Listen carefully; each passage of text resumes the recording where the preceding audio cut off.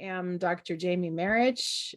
As I was sharing with some of the panelists before we started, though, I am truly just Jamie as it comes to the presentation of the new book, Dissociation Made Simple.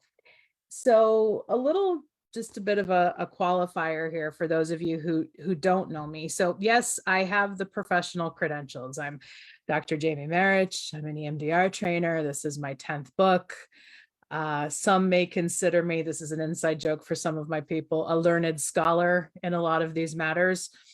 Yet that has always been the part of this field that I'm in that has really bothered me, is that particularly in discussing dissociation, yes, there are so many brilliant minds who have legitimized the dissociative mind through research, through neurobiological study, through all of this. And I am grateful to them for that. Yet I know as a young clinician who started going to conferences to study this stuff, I remember, and this was after I was diagnosed and identified as a dissociative identity system, I would start to go to conferences and I would think, they're making this a lot harder than it needs to be. They're making this a lot more technical than it needs to be. And I'd be sitting listening to some of the great names in dissociation, especially in the EMDR world, speak. And I just really felt like there was something very personal that was missing. And that if we all as professionals got more personal in talking about the ubiquitousness or the universality, the fact that we all dissociate. That's what Jamie wants to say, like, just keep the language simple. So as Jamie, I'm Jamie. We're a 4-part system. We were formally diagnosed with what was DDNOS back in 2004, yet have always seen the world through this lens of our parts of ourselves. Interestingly now, since there's no such thing as a DDNOS diagnosis anymore, I would probably most accurately qualify as OSDD1. But I've really taken lately to the identifier of I have dissociative identities. I might not fully meet the DID criteria because I'm kind of, away from it by just one notch on one of the criteria. Yet we are we have us that are on board with us. And my major parts are 4, 9, and 19. And there's a whole smattering of other little segments around, the major parts of our system. And like I've already mentioned, there's this Dr. Jamie part that can front when she needs to, and she does work very well with Jamie. But in writing Dissociation Made Simple, and you'll read this when you read the book, I made a deliberate choice to write this primarily from Jamie's voice. It was at an Infinite Mind, the amazing organization that I now love and adore. And as I said, Jamie Pollock, who's the founder, wrote the foreword for this. At the first Healing Together conference I went to in 2020, I remember speaking at that conference, and I was specifically, my session was accepted on my experience of what it was like being out as a person who's kind of a name in the EMDR community. And I really kind of fully came out with my dissociative identities in 2018 after kind of stepping my toes out for the years before that. And so that's what I was speaking on at Healing Together. And I went up to speak at this conference, and I kind of did my normal thing of, all right, let Dr. Jamie front, but let her be informed by Jamie and her team. At that conference, Jamie would not let Dr. Jamie speak. It was like they shoved her in the trunk because we wanted to be heard, damn it. And even at that point, I'm like, oh shit, this is dangerous territory I may be getting into if I speak as just Jamie, especially in a professional field, but that's what I elected to do. And so first shout out I want to give on this book project here on Pub Day, obviously all of you for being here, but North Atlantic Books, my editor over there, Shayna Keels, who has worked with me now. This is my 3rd book I've done with them. And she has progressively let me get more personal in each book. Initially they kind of recruited me as a writer because I did have some academic cred, but then, let me get personal. And with this book, I told Shayna, I cannot write this unless I could fully tell the truth. And so not only did they let me tell my truth as a person with dissociative identities who also, has some footing in the academic world, they also were great about letting me interview 61 people to share their truths as well for this. And so this really is a collection of various lived experiences, not just my lived experience, our lived experience internally, but the lived experience of so many folks. We have folks who contributed to this book through the open call who have a DID diagnosis, who have an OSDD diagnosis, who have a CPTSD diagnosis. We actually have most of our contributors would identify as having some other diagnosis beside OSDD or DID, yet clearly identify that dissociation shows up in just about every mental health diagnosis. And that's something that needs to be talked about and discussed. So without further from me, I am going to bring in our first panel of contributors. So we have Michelle, we have Megan, and we have Rebecca. So when I started my prep work for Dissociation Made Simple, I think I mentioned I put out an open call. Some people I knew and invited, and some said yes, some said no, but a lot of people just kind of saw the post go around and said, yeah, I want to be part of this book. So Megan, why don't we start with you? And for anybody who's coming in on a panel, you can introduce yourself in whatever way you wish. And then my first question for you is, what was your motivation for wanting to speak to me for the book? Megan? Well, hello, everybody. I'm Megan. Jamie, again, thank you so much for having me and allowing me to participate in this project. I am so passionate about it, and I just can't thank you enough for giving people a voice and having the honest and real conversations that need to be had. Mainly my motivation to contribute to the book was to help bridge the gap between your general population, mental health providers, and people living with the dissociative disorder. I feel like people with dissociation are often judged, and that's due to the lack of understanding and the open-mindedness from others. So I was really passionate to kind of get that out there and to help, spread the word and educational side of it. Thank you. And Rebecca, what about you? Hi, everyone. My name is Rebecca. I echo what Megan said. Thank you so much for welcoming me and for everyone here today for welcoming me and being here. My journey with dissociating is ongoing, as it is for maybe many or most of us. So what that means for me is that I'm still learning. However, I would say that my motivation for wanting to participate is that so far, the biggest experience that I continue to have when I experience dissociation is fear, because I still don't always know when it's happening. I shared before we started with just a few people that were on, what the past couple of weeks were like for me. And it was basically the characteristic experience that I often have, which is I'll just start feeling not right. And it doesn't always hit me right away what's happening. And so my motivation was to give voice to things that I have learned along the way. And then also, most things we do are self-serving in some form or another, right? I really desired to learn more because somebody said something about a beautiful mind. I have a beautiful mind. And yet sometimes the fear that I experience internally, particularly as it relates to when I dissociate, can feel crippling. And I spent about 2 weeks recently paralyzed and completely immobile in a freeze state until I realized what was happening. So I echo, bridging the gap.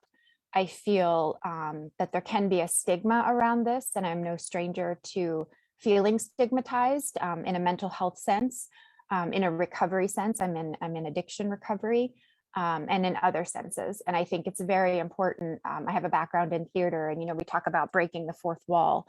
I think that it's extremely important. And one reason I admire Jamie is because, this historical model that we have, at least in our country, because I don't live somewhere else, is that, doctors and clinicians are here and then patients or clients or everyone else is here.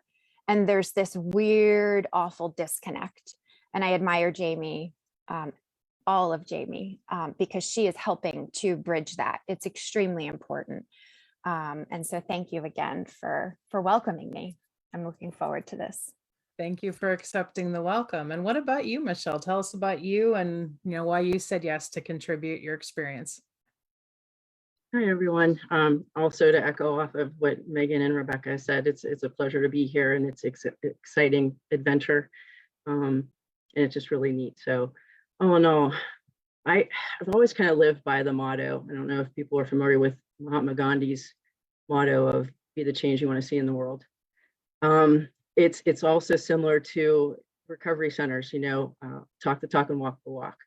So I feel like if I want a certain change to happen, I have to be both an advocate and a participant, an active participant, and being human to human, letting people know that this is a normal thing, letting people know that there's no stigma, letting people ask questions, allowing me to ask questions, learn more about this, I think is super important. So the main reason is that, if I want change to happen, it's going to start with me. So one of the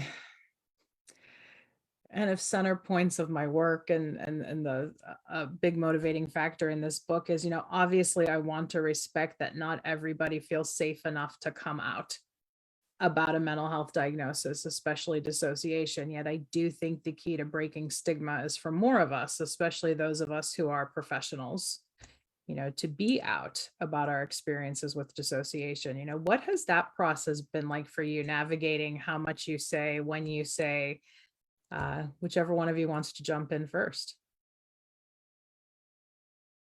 I'll start. Hi.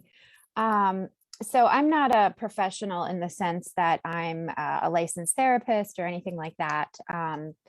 Professionally, I would say my background is loosely marketing.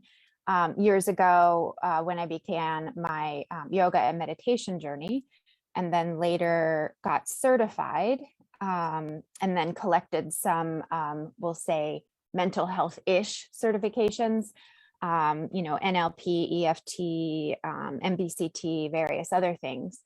I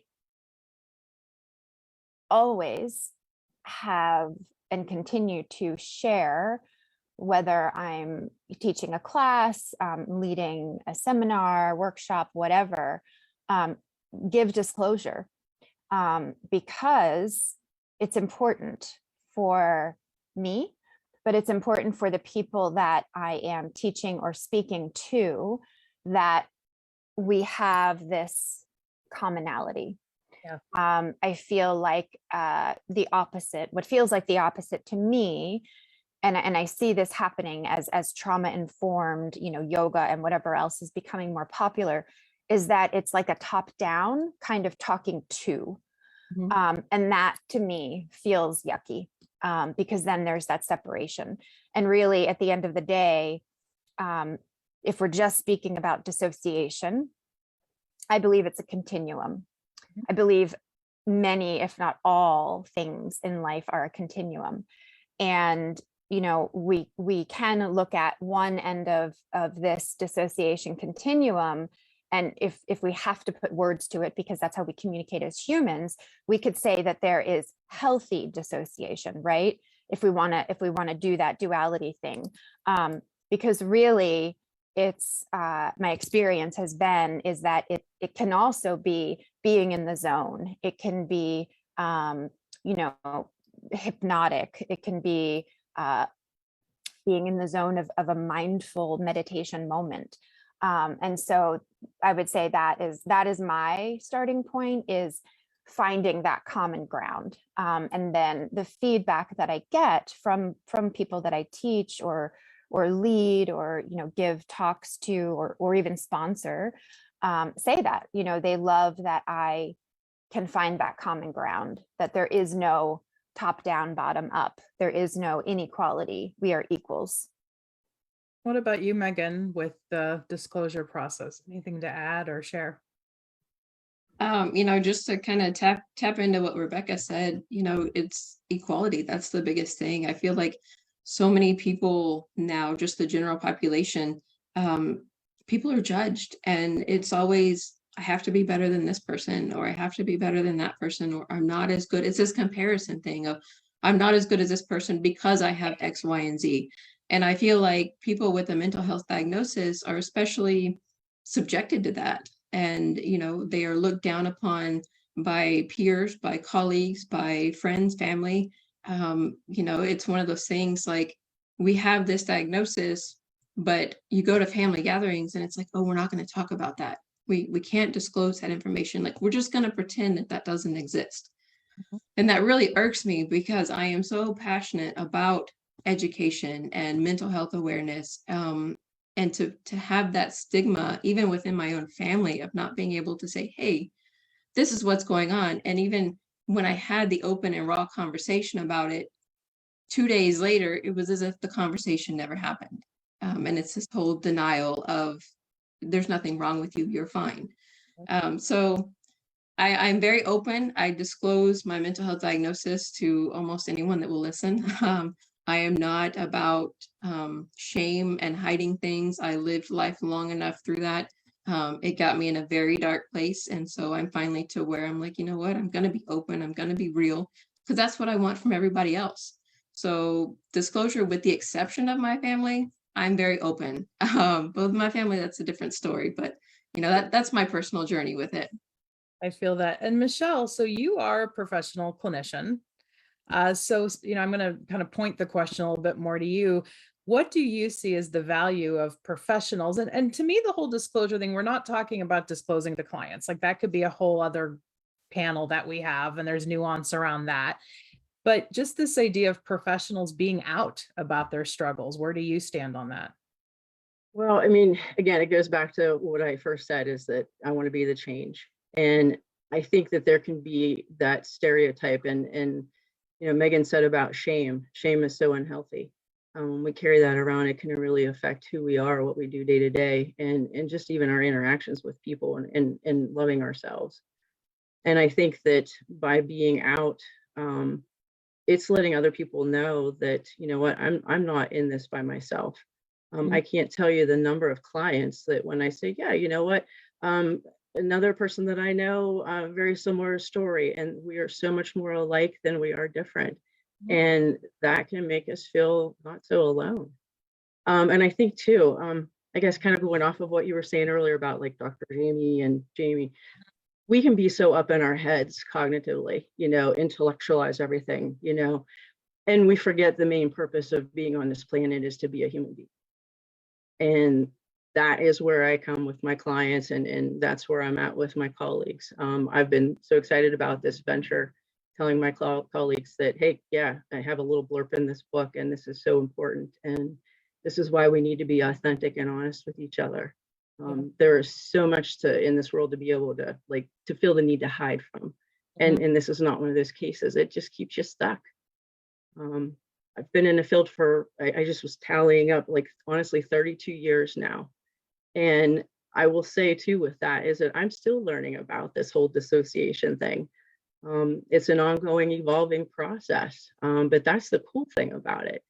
And when I can look at that and do my own thinking and my own recovery and my own healing around that, that gives me so much more insight and so much more ability to be real with the client in session. And that's where the good stuff is at.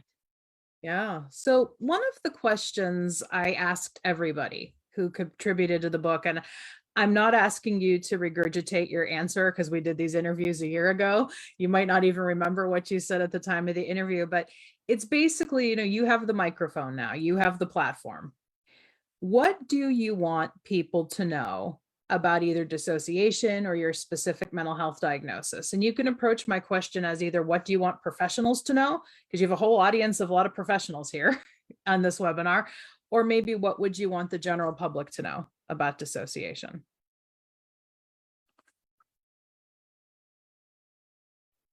I guess I'll start again. Or, Yeah. oh, Michelle, go ahead. That's okay. That's okay. Okay. Go ahead. We'll go in the order. Okay. So what my lived experience, as well as the education that I've gained and continue to gain is that whether it's dissociation, whether it's other PTSD symptoms that I have, whether it's addiction, I consider these symptoms. I'm just going to use that word loosely. What I understand is that I did go through a lot of medical trauma as an adult, but having gone through very severe, long-standing childhood trauma, my brain did what it needed to do to keep me alive. Right. And I say that because that was the starting point for me to begin truly loving myself, all parts of myself, and myself as a whole. And when I'm able to break it down in that way, I'm better able to be of service and help other people. My therapist, who I've seen for many years, has been great in helping me see that, yes, we do need to have these little DSM codes because that's how the bills get paid. Mm-hmm. But that DSM code, that label, that diagnosis is not who I am. And that's been huge.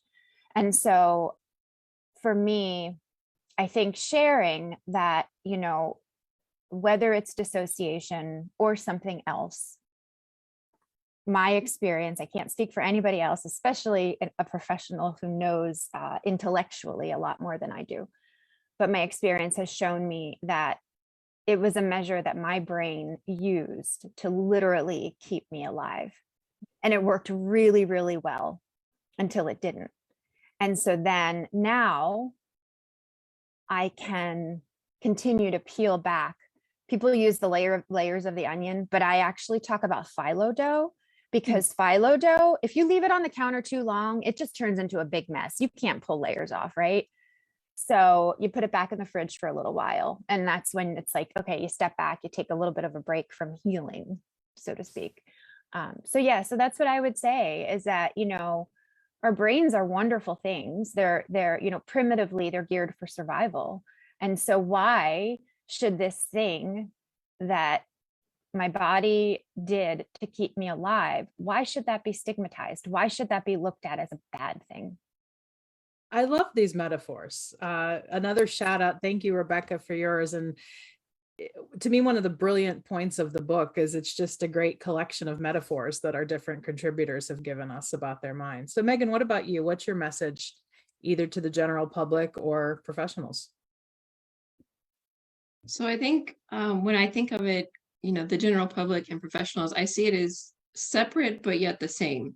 Yeah. So separate in the aspect of mental health professionals look at things through a different lens. They have, as Rebecca said, the codes, the diagnosis that have to formally go into things, whereas the general public doesn't see it like that. For me, a big thing is the media portrayal of dissociative disorders, DID specifically. You know, I have a lot of hesitancy in even opening and considering opening shows like that, because I feel like it gives people with the dissociative disorder the stigma, and it gives the message of people like me are to be feared, and that's not okay. We are, I hate to use the word normal, but we are a normal human being. We have feelings, we have emotions, and I think society in general tries to put people in a box. No one fits in a box, whether you have a mental health diagnosis, a physical diagnosis, whatever it may be, no one fits in a box.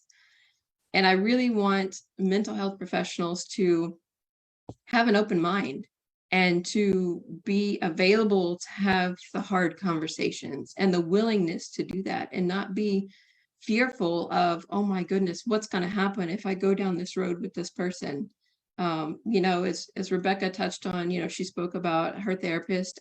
You know, mine wasn't completely familiar with dissociative disorders, a DID specifically. And in the mental health field in general, there aren't a lot of practitioners that know much about it. And if they know much about it, who's to say whether or not it's accurate?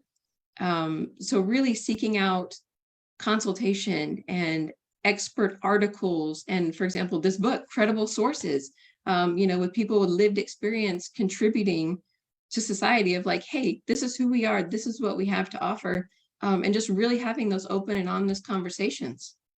And Megan, that's something I was really moved by in your contribution, was you crediting your therapist so highly for getting the consultation, for getting the learning, because so many of us deal with, oh, I'm not equipped to deal with dissociation. Let me just pass them off to the dissociation specialists. And we all need to learn how to be on some level, is how I feel. And so I just have warmth in my heart that your therapist was willing to do that. And that's what I know a lot of us want more therapists to be able to do. So Michelle, if you can wrap it up in about a minute or so, what is your message? First and foremost, to keep in mind that dissociation is a normal response to trauma. We all do it. We all do it on a continuum in different ways. It essentially is kind of normal. It's the thing that has helped people to navigate and to survive their experiences. And I think even above all of these is that these people who are in front of you as clients or as friends or family members or whatever, that have these experiences, human beings, ask them questions, get to know a little bit about them and their experiences. It's not about this diagnosis. It's not about this thing or these stereotypes. I will tell you as a therapist, each of my clients that have these experiences, it's all different. And I've had the pleasure to ask them, and we've had real talks about this stuff, and they have helped me to learn, which has been phenomenal. And to that point, they have helped me to learn. That's reminding me of a contributor in the book, Kurt Rounzen, who was an early EMDR name that I was aware of. To me, he's one of the ones in the EMDR community who I really feel safe around with all this. And he said, if you really want to get to know dissociation and become a good therapist, find a DID client, they'll come to you, and listen to them. So I really kind of put it out there the other day. I was talking with somebody that we'd have to be open to let our clients teach us how to work with them.